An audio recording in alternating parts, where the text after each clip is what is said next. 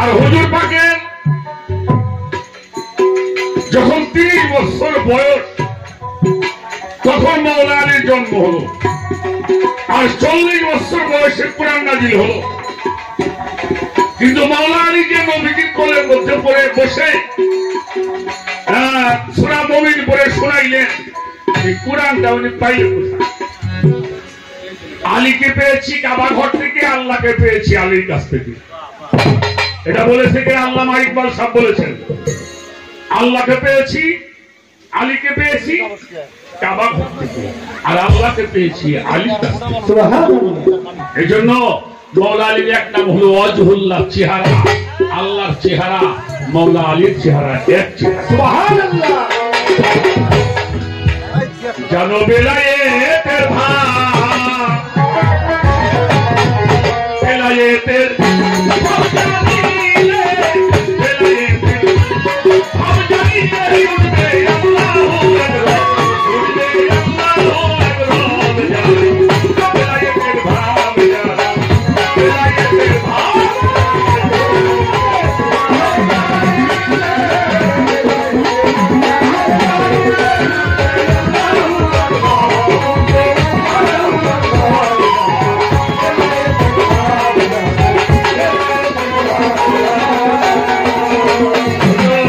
মুখের কাছে নিয়ে, মুখটা নিয়ে, জিহ্বা মুবারকটা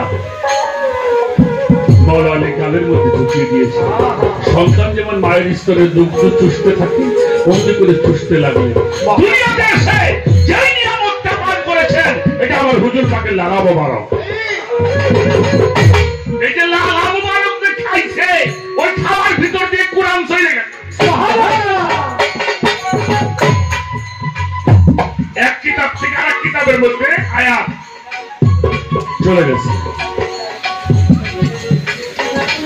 এবার বলছি কিছু বলো। কি বলবো? তো তোমার মনে যেটা চায়। নবীজির কোলে বসে মাওলা আলী সূরা মুমিন পড়ে শোনাই দিলেন, তাহলে কি বুঝবো? এক কিতাব আর কিতাবকে,